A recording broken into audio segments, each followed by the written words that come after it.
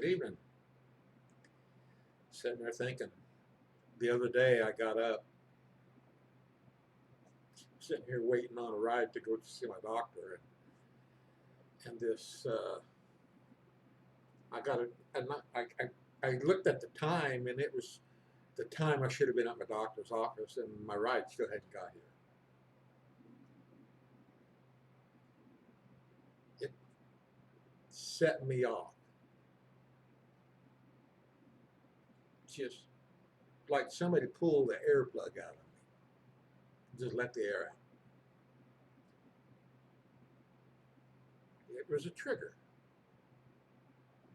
That's what I want to talk about tonight. Is we, every one of us, have triggers in our life, and we react to them, and every one of us react in different ways.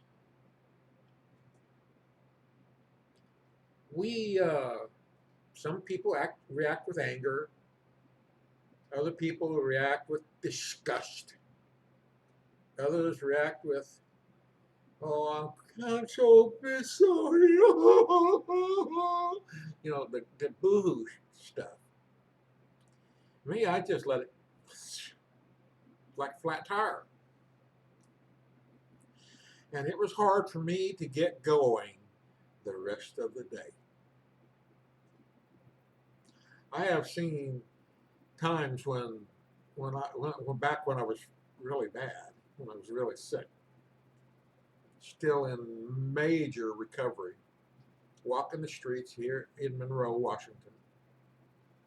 I saw a time when I told a friend of mine, I said, ever, don't ever say you have to do something to me under those conditions. At that time, that was one of my worst triggers of all. I sat there and we was enjoying dinner, lunch or what. I don't remember what time of the day it was. I'm pretty sure it was probably in the evening. Had a hamburger or whatever. He came and took me out and treated me, which made me feel good. And we was having a nice visit, and the first, the next thing I know, this phrase came popping out of his mouth. One of these days you're going to have to. I it me I stopped right there, and the me just kind of like that, and this raging whatever it was came. I just stood up, had this big old ugly look at my, and I asked him later if it scared him. He said no, but he didn't say anything. It took me about 15 minutes to calm down, to get myself back collected. I said, don't ever do that again. I don't know if I can. I don't know if I can control it. I can now. I've learned how to. But see, a trigger can be anything. It can be a place. You drive by a place and you see this, and all of a sudden you have these reactions.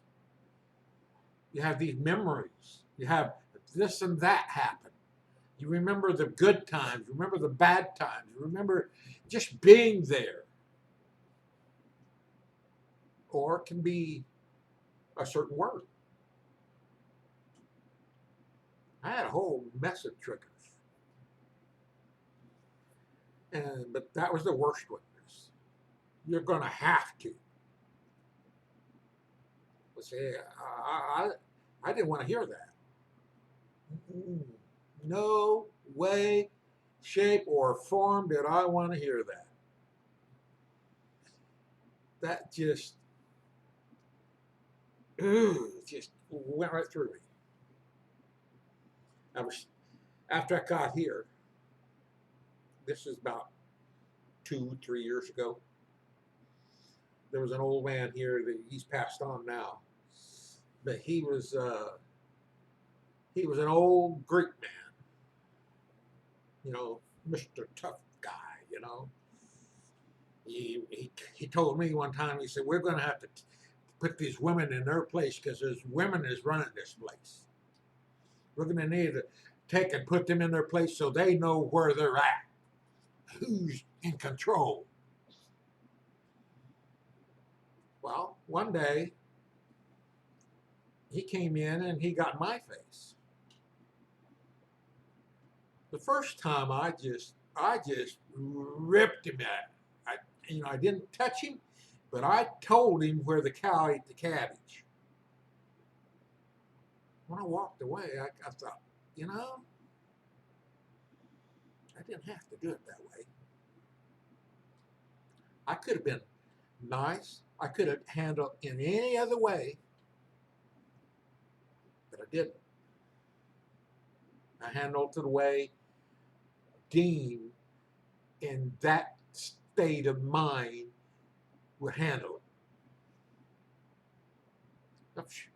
A little bit, sometime later, the same guy got in my face again.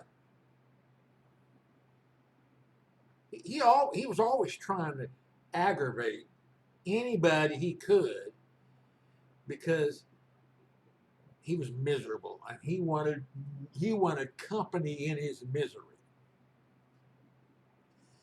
This time I started to get mad, and then I said, wait. Told myself, right here in my head, I said, looky here, guy, you got a choice here. You can do this, what you're ready to do, take him out and beat him up. I didn't want to do that because I'd have got kicked out of here for sure. I'd have been arrested, I'd have been taken up, and there ain't no way I want to be in the jail here. I stopped myself and I said, there's another way. So I looked at him and I gave him a real smart ass remark. And he just looked at me and laughed and turned around and walked off. From that time forward, if I see it coming, it don't affect me. Because I prepare myself for what I see coming at me. Even people without depression have triggers. My mom, boy, there were certain things you just didn't do. If she didn't make your bed when you got up, you were right back down there and make that bed. And she wasn't going to do it. She made you do it.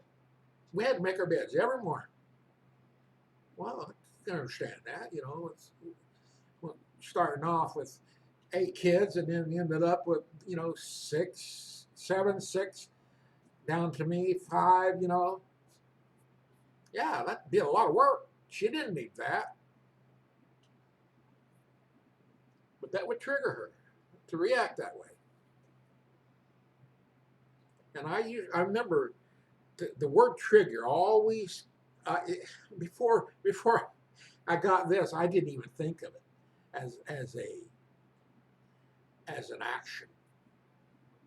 I always thought it had a little 22 and it had a trigger on it, and it was not a hair trigger, but it was pretty light. And when I pulled that trigger, it set off a series of events that cause an outcome. That's what a trigger does. It sets off a series of events that has an outcome. And I had to learn that on my own. I went through counseling, and they gave me some things. When I went to school, I learned about triggers. I'm talking about when I was in college. I no longer experience much anger anymore. I've learned how to curb it. Not that I don't get mad, because I still do. I want to be able to get angry because that's normal. But I want to be able to get angry in a kind, gentle way. If you know anybody that responds to certain things you do or say, don't do it again. The next time they may not react like you want them to. Next time I'll just have to slap him, I guess. No, not really. I'm just kidding. Uh, anyway, that's all for tonight.